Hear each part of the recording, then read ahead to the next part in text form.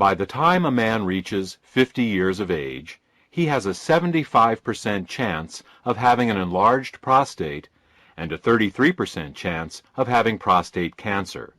As he continues to age, these numbers continue to worsen. It's an accepted medical fact that if a man lives long enough, some kind of prostate problem is virtually guaranteed.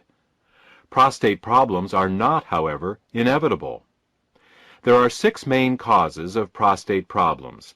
These are hormonal imbalances, cancer, zinc deficiency, cadmium toxicity, calcification, and infection.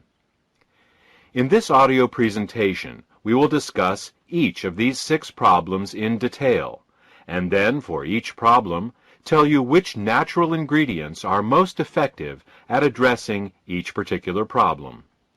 Should you want a product with all of the ingredients for each of the problems we are about to discuss, they are available in the Endosterol product.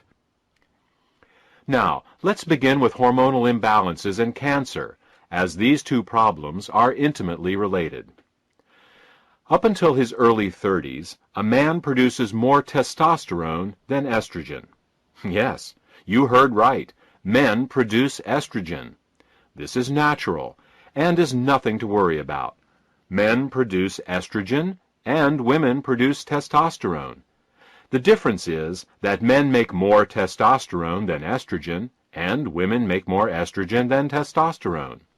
It is this predominance of one hormone over the other that is responsible not just for the differences between male and female bodies, but also the differences between male and female personalities. Unfortunately, as a man ages, he makes less and less testosterone and more estrogen until by age 34, a man makes more estrogen than testosterone.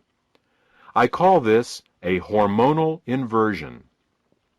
This process accelerates with age, so that by the time a man is 60, he makes twice as much estrogen as testosterone, and by age 90, 12 times as much. While somewhere in a man's 50s, this change is officially labeled as andropause, which is the male version of menopause, you can see that the process actually starts in a man's mid-30s. A hormonal inversion can show up in many ways. In the sports world, a man's performance begins to suffer. This is why you don't see many professional athletes at the top of their game past age 40. Muscle size and tone decreases, and fat begins to accumulate. This gives a man a softer, more feminine appearance. In the business world, a man may begin to lose his competitive edge. In relationships, he becomes more passive. In general, as the hormonal inversion begins to take hold, a man becomes more sensitive and less aggressive, more feminine. Regardless of how you feel about the effect of female hormones on your personality, the male body doesn't like it at all. In particular, this hormonal inversion wreaks havoc on a man's prostate. Hormonal inversion, or the dominance of estrogen over testosterone in man, is due to 3 actions. First, as a man ages, he makes less testosterone. This is understandable, as all hormones decrease in their production with age. Second, some of his testosterone begins turning into dihydrotestosterone, or DHT for short. This happens courtesy of an enzyme called 5-alpha reductase, whose job it is to convert good testosterone into its evil counterpart, DHT. It's DHT that is the main cause of hair loss and prostate enlargement. Did you ever wonder why baldness is predominantly a male problem? It's because men make more testosterone than women and thus are at greater risk of having more testosterone that turns into DHT. The third cause of hormonal inversion is a bit more bizarre. It turns out that there is an enzyme in a man's body called aromatase, whose function it is to convert testosterone into estrogen, And not just any kind of estrogen, because there are actually 3 different types of estrogen. This aromatase enzyme turns testosterone into the most powerful of the 3 forms of estrogen, namely estradiol. Thus, as a man ages, he not only makes less testosterone, but what little testosterone he makes, his body then turns into DHT and the estrogen estradiol. Now, we already know the DHT causes hair loss and balding. What does estradiol estrogen cause?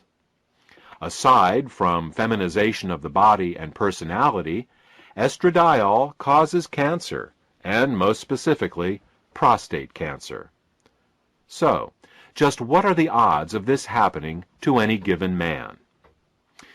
As we said in the introduction, in terms of prostate enlargement, by age 50, 75% of all men have an enlarged prostate, and by age 50, 33% have prostate cancer. Prostate cancer is the most common non-skin cancer in the United States, and the second leading cause of death from cancer among U.S. men, after lung cancer. As a man gets older, these numbers get much worse, and if a man lives long enough, prostate enlargement and cancer are virtually guaranteed. Medical treatments for an enlarged prostate and prostate cancer often leave men in diapers, unable ever to have sex again. So what do we as men need to do? We need to increase testosterone production, block the enzymes 5-alpha reductase and aromatase, and find some way of dealing with a prostate that has already become cancerous and enlarged. Alternative medicine has identified many natural ingredients that can help us do this, but the best of all of them are beta-sitosterol and ellagic acid. Beta-sitosterol suppresses both 5-alpha reductase and aromatase, so that takes care of DHT and estrogen. In terms of prostate cancer, animals treated with beta-sitosterol had 43% smaller tumors and had 1/2 the rate of metastases over untreated animals. Ellagic acid works by causing cancer cells to actually self-destruct. The technical term for this is apoptosis. Whenever a cell becomes cancerous, our DNA instructs it to self-destruct. This is one of the most powerful safeguards we have in preventing cancer. Unfortunately, some cancer cells manage to block this signal. These are the cells that go on to grow and form tumors. What ellagic acid does is to reinstate the self-destruct signal in these cancer cells. Ellagic acid does this for all cancers, but studies show that it is particularly effective at this for prostate and breast cancers. So, what should we do? Go out and buy some beta-sitosterol and ellagic acid? Well, first, you need a concentrated source of beta-sitosterol, and even the saw palmetto berry, the plant recognized as one of the best sources of beta-sitosterol, contains only 333 parts per million of beta-sitosterol. To get 1 gram of beta-sitosterol from saw palmetto, you would need to have over 6.5 pounds of saw palmetto berries. Furthermore, beta-sitosterol is very poorly absorbed orally. Less than 5% of what you take by mouth makes its way into the bloodstream, and then even less gets to the prostate itself. Thus, to absorb 1 gram of beta-sitosterol a day from saw palmetto berries, you would actually need to eat over 132 pounds of the berries a day. Ellagic acid is found in raspberries and pomegranates, but again, we have the same problem with absorption and concentration. Unless you have the digestive capacity of a 500-pound mountain gorilla, and you spent all day stuffing yourself with saw palmetto berries and raspberries, you would need to get a more concentrated source of beta-sitosterol and ellagic acid. So, the first 2 ingredients we chose to put in endosterol were concentrated forms of beta-sitosterol and ellagic acid. Okay, that takes care of the first two problems, hormonal inversions and cancer. Let's move on to problem number 3. The third cause of prostate problems is zinc deficiency. A zinc deficiency not only causes the prostate to operate less effectively, it can also cause it to enlarge. Different organs in the body have different requirements for elements, and for the prostate, zinc is required. It may sound strange that some organs need more of one element than another, but you already know of the most common example. It's called goiter. While the younger generation may not be as familiar with this, the older generation will be.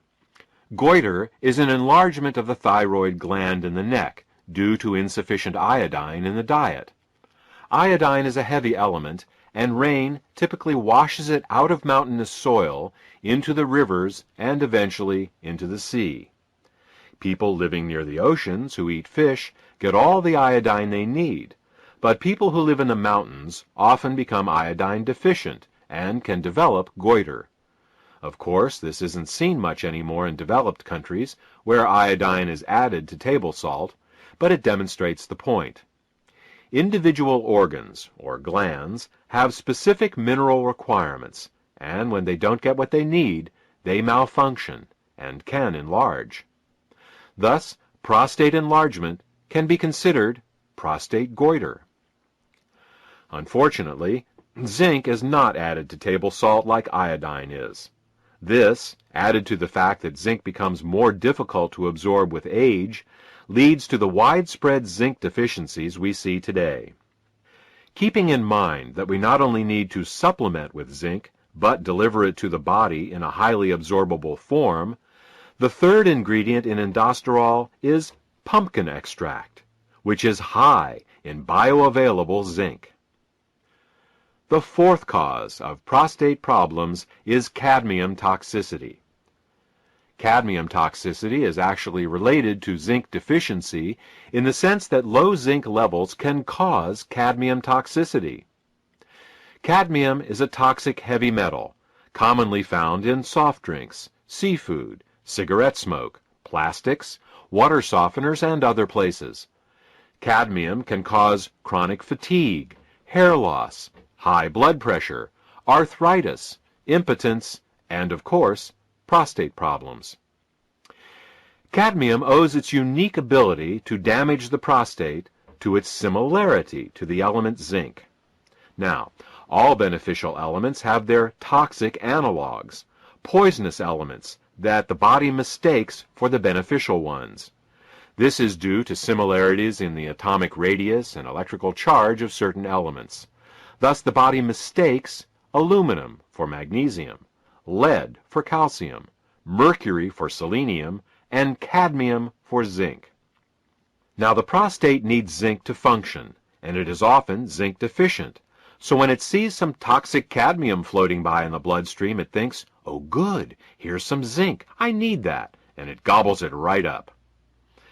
In this manner, over time, cadmium accumulates and begins causing problems. If a man were to take supplemental zinc his whole life, it would offer some protection against cadmium absorption, but even so, some cadmium is bound to make it to the prostate. The only way to deal with cadmium is to remove it with a chelator. A chelator is an ingredient that has a very strong attraction to a particular element. If the attraction it has is stronger than the attraction the body has for that element, the chelator can pull that element out from the body. The safest and most effective cadmium chelator is called EDTA. EDTA is an amino acid that has a 50-year history of removing toxic metals like cadmium from the body. Once EDTA has attached itself to cadmium, the entire complex becomes water-soluble and will be eliminated harmlessly in the urine within a few hours. Thus, EDTA is the fourth ingredient in indosterol. The fifth cause of prostate problems is calcium deposits in the prostate. We've discussed cadmium, and we can agree that it is a toxic metal. But what about calcium? Isn't calcium vital for our health? Absolutely. Calcium keeps our bones and teeth healthy and has many important roles to play in our biochemistry. What is not commonly known is that as we age, calcium migrates from the bones and teeth, where it belongs, into the soft tissues and organs of the body. When calcium does this, it turns from a beneficial mineral into a pathological one. When calcium moves into the kidneys, we get kidney stones. When it deposits in the gallbladder, we get gallstones. When calcium migrates into the arteries, we get arteriosclerosis and atherosclerosis. When calcium gets into the joints, we get arthritis. And when calcium gets into the prostate, we get prostatic calculi, also known as prostate stones. In addition to being a gland, the prostate is also a small pump, and like any pump, it needs to be free of debris to function properly. As we age, these tiny prostate stones accumulate, reducing the prostate's health and functionality. Now, there are two ways to remove prostate stones.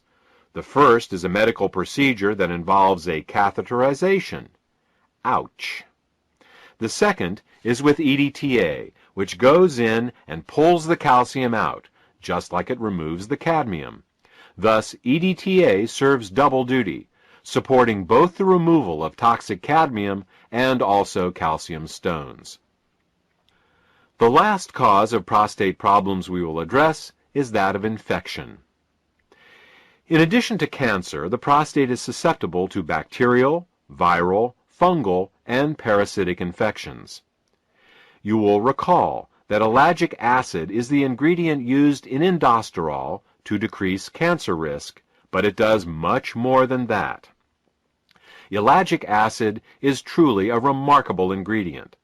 Ellagic acid is antibacterial, antifungal, antiviral, and antiparasitic as well.